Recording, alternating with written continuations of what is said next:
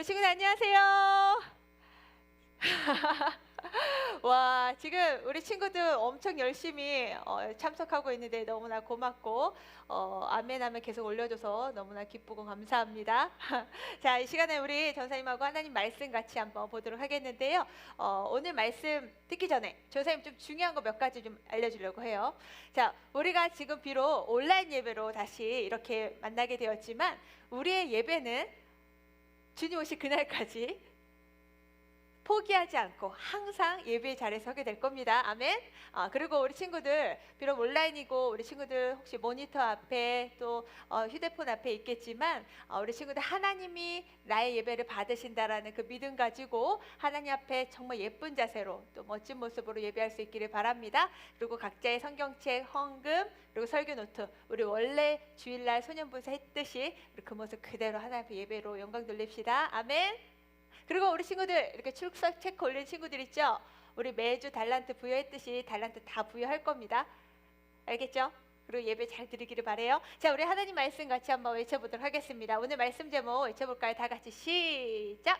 말씀 듣고 유턴. 다시 한번요. 뭐라고요? 말씀 듣고 유턴. 우리 친구들 유턴 뭔지 알죠? 전사님 지난번 회개에 대한 이야기할 때 완전 돌이키는 유턴 그 얘기를 했었는데요. 자, 친구들 전도사님이 지난주에 그 화형에 처했던 그 종교개혁가 이야기했었죠. 누구지? 얀 후스. 얀 후스예요. 그 얀 후스가요. 그 화형에 처할 때에 이런 얘기를 했었죠. 지금 당신들은 한 마리의 거위를 죽이는 거지만 100년 후에는 굽지도 삶지도 못할 백조가 나타날 것이다 라고 말했어요. 그죠? 근데 그 100년 후에 나타날 종교개혁가 그 백조가 누구였어요? 누구죠? 바로 그렇죠. 마르틴 루터예요.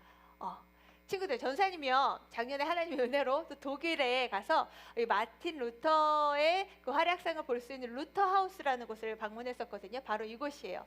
바로 여기가 마르틴 루터 하우스인데 이 루터 하우스에 들어가면요 루터가 어떻게 종교개혁을 준비하면서 그 종교개혁을 일으킬 수 있었는지의 과정과 내용을 살펴볼 수가 있어요.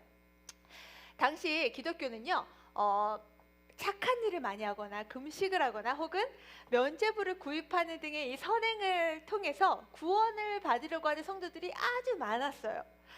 친구들 면죄부가 뭐냐면 자 봅시다. 면죄부가 뭐냐면 말 그대로 죄를 면해주는 거예요. 그런 걸 사면은 누구든지 다 천국에 갈 수 있다라는 그런 설교가 그 당시에 있었어요. 자 봅시다. 면죄부의 설교 내용. 누구든지 회개하고 기부금을 내면 죄를 용서받을 수 있다. 돈이 이 상자속에 짤랑 하고 들어가는 순간 영혼은 지옥의 불길 속에서 튀어나오게 된다. 이게 무슨 말이에요? 평소에 죄를 엄청 많이 졌고 믿음이 제대로 없는데도 이 면죄부를 사는 이 헌금 한 통에 이 가운데 요 동전 넣는 이 입구 보이죠? 이 입구에 동전을 땡그랑 하고 짤랑 하고 하는 순간 그 지옥에 가야 될 영혼이 다시 튀어서 천국으로 점핑한다는 뭐 그런 설인 거예요. 그런 설교를 그 당시에 루터 시대에 했다는 거야. 얘들아 이게 맞아요? 틀려요? 틀리죠. 하나님 말씀에는 오로지 무엇으로만 천국 갈 수 있다 했어요? 오직 예수 그리스도를 믿는 믿음으로만 갈 수 있다 했죠. 사실 루터도요 하나님 말씀을 정말 신학자니까 연구하고 읽고 어떻게 하면 내가 천국 갈 수가 있는 믿음을 가질 수 있을까 늘 고민하고 연구하다가 로마서 말씀을 보다 보니까 오직 의인은 믿음으로 말미암아 살리라 라는 말씀을 깨닫게 되는 거예요. 천국은 내가 뭔가를 잘하고 열심히 해서 내가 착한 일을 많이 해서 혹은 면죄부를 샀다고 가는 게 아니구나. 이걸 깨닫게 된 거죠. 말씀을 정면으로 깨닫게 된 루터가요. 이거 틀린 거야. 이거 잘못된 거야. 하고 이 문제에 대해서 정면 돌파하기 시작했어요. 그래서 루터가요. 이 면죄부에 대한 자신의 불만사항을 조목조목 하나하나 나열을 하기 시작하는데 그게 이름하여 95개조 방방문이라는 거예요. 여기 지금 깨알같은 글씨로 있는데 이 95개조 방방문을 루터가 다 하나하나 뭐가 잘못됐는지 말씀에 근거해서 지금 로마 카톨릭 교회가 뭐가 잘못되어 있는지를 하나하나 다 나열을 했어요. 그리고 그것을 1517년 비텐부르크 대학 교회 문 앞에 꽝꽝 붙이고 교회 면죄부 판매에 대한 부당성 그리고 그 당시 교회의 부패성 이 여러 가지 문제점들을 강력하게 비판하기 시작했어요.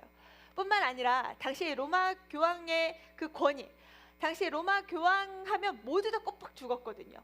로마 교황의 그 절대적인 권력에 대해서 그 문제도 교회의 주인이 하나님이시지 예수 그리스도시지 절대로 교황이 수 없다, 이런 주제를 펼침으로써 당시 이 루터가요 종교 개혁을 준비하고 일으켰다는 거예요. 그런데 이러한 루터의 주장을 당시 누가 싫어했을까요? 당연히 그 교황청을 비롯한 로마 가톨릭 교회였겠죠.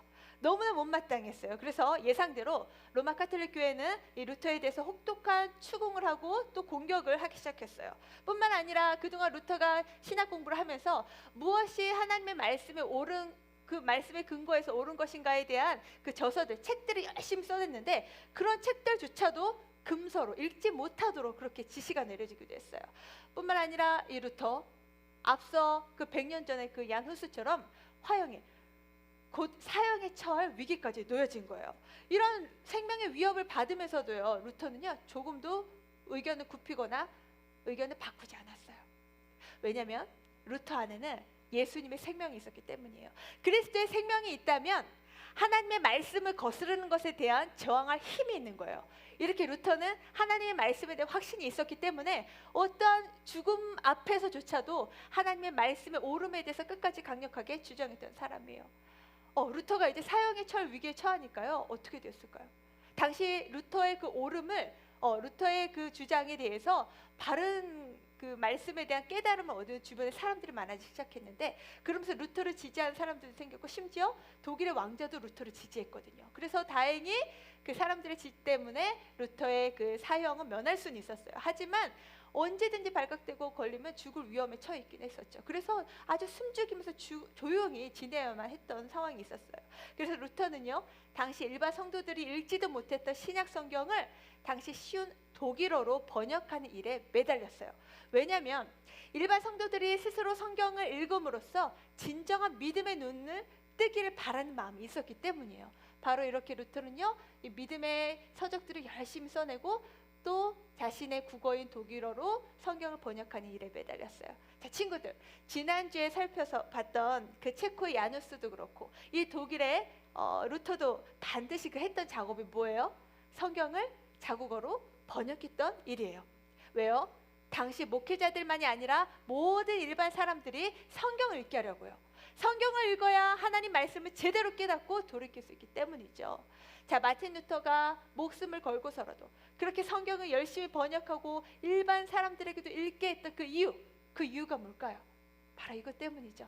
우리 잠언 1장 23절 말씀 함께 읽겠습니다. 다 같이 시작! 나의 책명을 듣고 돌이키라. 보라, 내가 나의 영을 너희에게 부어주며 내 말을 너희에게 보이리라. 아멘. 하나님의 말씀을 듣고 돌이키는 거죠. 이것이 진정한 개혁이에요. 친구들, 개혁은요 잘못된 것을 고치는 거예요. 그죠? 잘못된 것을 원래 올바른 그 제자리로 돌려놓는 게 바로 개혁인데, 루터는 하나님의 말씀 앞으로 돌아가는 것이 바로 진정한 개혁임을 알았어요. 그래서 목숨 걸고 이 일을 한 거예요. 오늘 말씀에도요 하나님의 말씀이 이루어지기 위해서 목숨 걸고 개혁을 일으키는 사람이 나와요. 바로 대제사장 여호야다라는 사람인데요. 하나님은 대제사장이었던 이 여호야다를 통해서 개혁을 일으키셨는데 어떻게 개혁을 일으키시는지, 또한 하나님의 말씀으로 돌이키기 위한 우리의 자세는 어떠해야 하는지 우리 두 가지로 살펴보면서 함께 은혜를 나눌 수 있기를 바랍니다. 자, 첫 번째, 우리 함께 따라해 볼까요? 하나님의 말씀으로 돌이키기 위해 선한 방법으로 돌이켜라. 다시 한번요. 선한 방법으로 돌이켜라. 하나님의 말씀을 우리가 돌이키기 위해서는요 선한 방법으로 돌이켜야 돼요. 하나님의 말씀으로 돌이키려는 올바른 목표를 세웠어도 방법이 악하면 안 되는 거죠. 우리가 하나님의 말씀을 돌이키기 위해서는 그 목적도 방법도 선해야 된다는 거예요. 오늘 말씀은요 북이스라엘에서 예후가 아합의 집을 심판하고 있을 때 남유다에서 일어난 일에 대해서 이야기해주고 있어요. 친구들, 지난주에 예후가 그 아합의 그 죄로 인해서 그 아합 가문을 모조리 심판하는 내용 우리가 살펴봤었죠. 그 이스라엘이 심판당하고 있을 때 반대로 그 남쪽 유다에서는 어떤 일이 일어났는지 그 내용을 보여주는 거예요. 다시 남유다는 아하시아 왕이 누구에게 살해되었죠? 지난주 개혁가? 맞아요. 예후에게 살해되자 아하시아의 어머니이자 또 아합의 딸 아달랴라는 딸이 있어요. 공주가 있는데 그 아달랴가 남유다의 왕이 되려고 움직이기 시작했어요. 그래서 남유다의 여왕이 되고 싶었던 이 아달랴가요, 어떤 일을 행하는지 우리 열왕기하 11장 1절 말씀을 같이 읽겠습니다. 시작. 아하시아의 어머니 아달랴가 그의 아들이 죽은 것을 보고 일어나 왕의 자손을 모두 멸절하였으나, 자, 지금 아달랴가 무슨 일을 했다고요? 왕의 자손을 모두 멸절했대요. 뭔 소리예요? 모두 죽였다는 거예요. 왜요? 자기 아들 남유다의 왕이 아하시아가 예후의 손에 죽었기 때문이에요. 그러면 왕이 죽으면 그 다음 왕은 누가 되어야 되죠? 당연히 왕의 자손이어야 되죠. 그런데 아달랴는요, 자기가 여왕이 되려고 다윗 왕의 혈통과 왕위를 이어야 할 그 왕의 자손들을 모두를 죽이는 악한 모습을 보여주고 있어요. 아달랴의 이 개혁은 방법도 잔인했고요, 목적도 옳지 못했어요. 다 자기 마음대로 바꾸려고 한 거예요. 게다가 이 아달랴의 개혁은요, 남유다의 자기 어머니처럼, 어머니 이세벨처럼 바알 종교의 확장을 목표로 삼는 이 악한 계획까지 있었다는 거예요. 자, 그럼 이제 유다 나라는 완전 끝나는 걸까요? 하나님은 분명 다윗을 통해서, 다윗의 자손을 통해 왕위를 계속 이어가시리라 약속하셨는데요, 갈수록 유다 나라는 희망이 보이질 않아요. 그러나 여기서 반전이 일어납니다. 비록 하나님께서 다윗과 약속하신 말씀이 이루어지지 않는 것처럼 보이는 아주 열악한 상황이지만 하나님은 다윗 왕의 불씨를 계속 이어가게 하세요. 어떻게 해요? 우리 2절 말씀을 함께 읽겠습니다. 시작. 요람 왕의 딸 아하시아의 누이 여호세바가 아하시아의 아들 요아스를 왕자들이 죽임을 당하는 중에서 빼내어 그와 그의 유모를 침실에 숨겨 아달랴를 피하여 죽임을 당하지 아니하게 한지라. 자, 지금요, 요아스의 고모, 그러니까 그 다윗 왕의 왕가의 왕자들 중에 유일한 그 아주 어린 아기 요아스의 고모가 지금 숨기고 있는 거예요. 그래서 이 요아스의 고모 이름이 여호세바인데, 그 여호세바가요, 요아스를 여호와의 성전에서 6년 동안 숨기면서 돌보았어요. 이렇게 여호세바가 누구냐면 당시 성전을 섬기는 대제사장, 아까 전사님이 이야기한 오늘의 개혁가 대제사장 여호야다의 아내예요. 그런데 어떻게 이 성전에 이 아가를 숨긴 일이 가능했냐? 이거는요, 당시 아달랴는 이방 여인이었기 때문에 성전을 마음껏 출입할 수가 없었거든요. 그래서 이 성전 안에 이 요아스를 감추는 일이 가능했던 거예요. 적어도 아달랴가 유다를 통치하는 6년 동안 그렇게 감추었어요. 하나님의 이 일을 통해서 다윗의 등불을 계속해서 지킬 수 있는 불씨를 희미하게나마 보호하고 계셨던 거예요. 남유다의 바알 종교 확장을 위해서 다윗 후손들을 죽이면서 남유다의 여왕이 된 아달랴와는 달리 남유다가 하나님의 말씀을 돌이키기를 원했던 대제사장 여호야다는요, 요아스가 7살, 몇 살이요? 7살, 유치부 나이 7살이 되던 해에 백부장들과 함께 목숨을 걸고 개혁을 시작합니다. 어떻게 개혁을 하는지 우리 12절 말씀 같이 읽을게요. 시작. 여호야다가 왕자를 인도하여 내어 왕관을 씌우며 율법책을 주고 기름을 부어 왕으로 삼음에 무리가 박수하며 왕의 만세를 부르니라. 네. 자, 여호야다는요, 안식일에 백성들이 보는 가운데서 요아스에게 이렇게 기름을 부어요. 당시 왕의 즉위식에는 반드시 대제사장이 기름을 붓게 되어 있었거든요. 그래서 왕에게 기름을 붓고 왕으로 세워요. 그러면서 왕에게 준 게 뭐였냐면 바로 율법책이에요. 여호야다는 요아스에게 율법책을 주면서 하나님의 말씀으로 다스려야 한다는 것을 상징적으로 보여주는 거예요. 자, 여호야다가 이 유일한 다윗의 후손인 요아스를 왕으로 세우자 그곳에 있던 사람들 기다렸다는 듯이 모두가 왕을 축복하면서 그를 왕으로 막 인정을 합니다. 근데요, 이 사실을 전혀 모르고 있던 한 사람이 있어요. 누굴까요? 바로 자칭 여왕인 아달랴예요. 그 아달랴는 이 광경을 보면서 외치기 시작했어요. 반역이다! 반역이다! 하고 외치는 거예요. 하지만 이렇게 항변을 했지만 그녀를 따르는 무리들과 함께 성전 밖으로 쫓겨나서 죽임을 당하게 되죠. 친구들, 아달랴가 누구의 딸이었어요? 바로 아합과 이세벨 딸이죠. 아달랴의 죽음으로써요, 이제 아합의 자손이 모두 심판이, 아달랴의 그 죽음으로 인해서 아합 가문의 심판이 다 끝이 나게 됩니다. 자, 사랑하는 친구들, 우리 친구들 부모님 차 타고 갈 때 뭐 키고 가요 보통? 내비게이션 키고 가죠.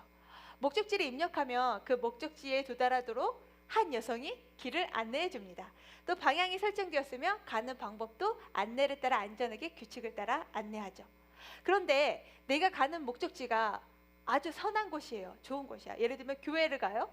혹은 다른 사람을 막 도와주러 가요. 아주 중대한 일을 하러 가요.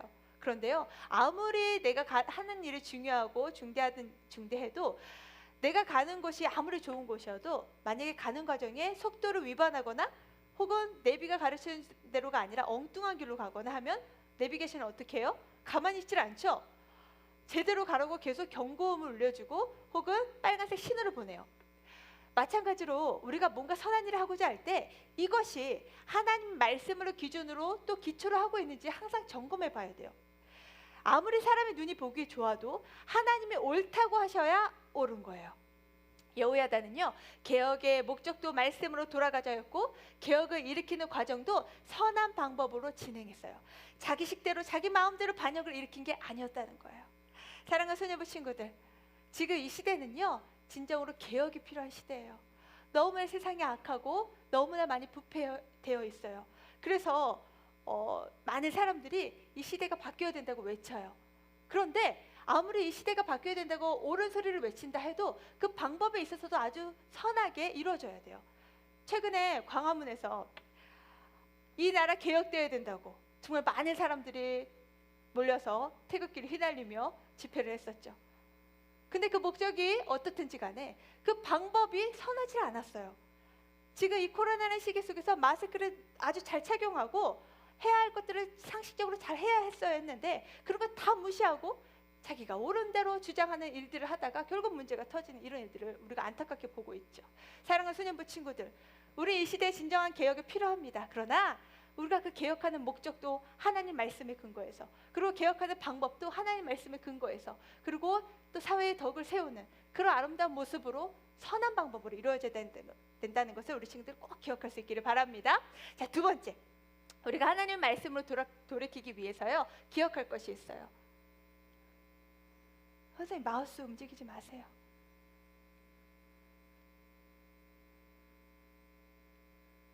자, 두 번째, 하나님의 말씀으로 돌이키기 위해서는요, 따라해 봅시다. 언약을 다시 세우라. 다시 세우라. 자, 하나님과의 언약을 다시 세우라는 거예요. 자, 여호야다는 요아스를요 왕으로 세우면서 가장 중요한 일을 했어요. 그게 뭔지 우리 17절 말씀을 같이 한번 읽겠습니다. 시작.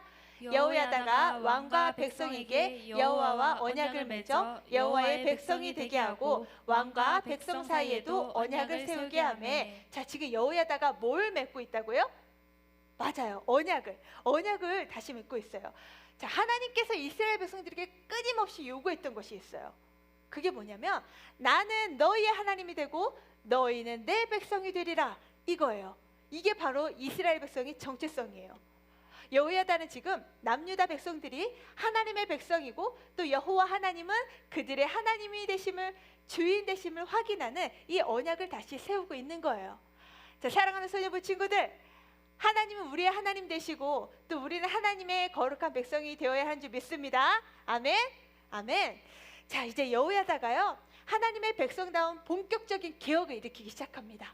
어떻게 그 개혁을 단행하는지 우리 18절 말씀을 같이 읽도록 할게요. 시작. 온 백성이 바알의 산당으로 가서 그 신당을 허물고 그 제단들과 우상들을 철저히 깨뜨리고 그 제단 앞에서 바알의 제사장 mat단을 죽이니라. 제사장이 관리들을 세워 여호와의 성전을 수직하게 하고. 자, 지금 제사장 여호야다가 뭘 하고 있다고요? 뭘 철저하게 개혁하고 있어요? 우상을 철저히 깨뜨리고 라고 나와요. 자, 여호야다는요 유다 백성들이 온전한 하나님의 백성이 되기 위해서 그동안의 악의 뿌리였던 그 바알의 신당으로 가서요 우상을 완전히 철저하게 깨뜨리고 또 바알의 제사장 mat단을 죽입니다. 아주 철저한 단행을 하는 거죠.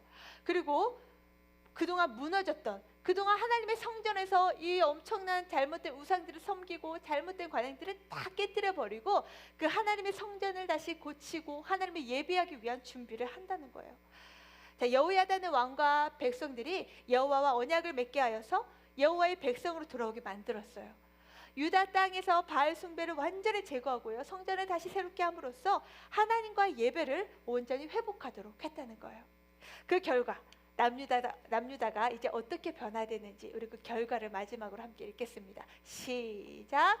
온 국민이 즐거워하고 성중이 평온하더라. 아달랴를 무리가 왕궁에서 칼로 죽였더라. 자, 하나님의 말씀대로 언약을 다시 세우고 나는 하나님의 백성이고 하나님은 나의 주인이세요. 그 언약을 다시 세우고 그리고 우상을 철저하게 깨뜨리고 무너뜨리고 하나님의 성전을 다시 세웠을 때 어떤 일이 일어났다고요? 유다 땅에 그동안 잘 없었던 진정한 평안이 샬롬이 임하더라는 거예요. 자, 사랑하는 소년부 친구들, 우리는요 얼마든지 하나님을 섬긴다고 하면서요 동시에 다른 우상들도 섬길 수 있어요. 지금 남유다 이스라엘 백성들의 이 우상 섬기는 모습은요 하나님을 제끼고 섬긴 게 아니에요. 하나님도 섬긴다고 하면서 자신들이 좋아하는 우상을 겸하여 섬겼던 거예요. 그러나 하나님 이거 절대로 그냥 봐주시지 않죠. 전사님이 참 좋아하는 책이 있는데 팀 켈러 목사님의 내가 만든 신이라는 책이 있어요. 제목이 참 재밌죠. 내가 만든 신이래요. 이스라엘 백성들의 남유다가 자기들이 원하는 신 금송아지를 만들었던 것처럼 내가 만든 신이 있다는 거예요. 근데 여기서 말하는 내가 만든 신, 다시 말해서 우상, 그 우상이 뭘까요? 그 우상이 뭐냐면 저것만 있으면, 저 휴대폰만 있으면 난 너무나 내 삶이 질이 높아질 거야. 나 요것만 있으면 내 삶이 너무 행복할 거야. 무엇이든지 나에게 하나님보다 더 중요하다고 여겨지는 거, 무엇이든지 하나님보다 더 크게 내 마음과 생각을 차지하고 있는 거, 그게 바로 우상이라고 이 책은 말해요. 근데요 그 우상 생각보다 훨씬 위험하답니다. 내가 만든 신은 반드시 나를 배반하게 되어 있대요. 보세요. 이스라엘 백성들도 그랬고 남유다도 그렇고 자기가 만든 신, 그 우상신으로 인하여서 어떻게 됐어요? 결국 나라가 망했죠. 맞아요. 하나님보다 더 사랑하고 하나님보다 더 꽉 채우고 있는 그 생각과 그 좋아하는 그것을 내가 여전히 품고 있다면 그 우상은 결국 누구를 배반한다고요? 나를 배반한다는 거예요. 내가 좋자고 행복하자고 달려들었던 그 우상이 결국 나에게 행복을 주지 않는다라는 거예요. 사랑하는 소년부 친구들, 우리 친구들에게 우상은 뭔가요? 하나님을 대신할 수 있다고 여기는 그 즐거움, 혹은 안정감, 혹은 두려움, 그게 뭔가요? 때로는 연예인일 수도 있고, 때로는 TV일 수도 있고, 혹은 유튜브일 수도 있고, 핸드폰 게임, 때로는 인기를 누리고픈 그런 마음일 수 있고, 인정받고 싶은 욕구일 수도 있고요. 또 때로는 친구가 될 수도 있을 것 같아요. 사랑하는 소년부 친구들, 우리에게요 참된 만족이 없는 것, 다시 말해서 감사가 없는 삶 있죠. 이거 자체가 우리가 뭔가 우상에 빠져 있다라는 증거예요. 물질이 신이 되어버린 것, 이게 지금 이 시대가 개혁해야 될 진정한 문제예요.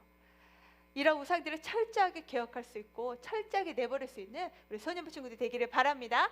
자, 사랑하는 소년부 친구들, 말씀을 맺겠습니다. 우리의 정체성이 뭘까요?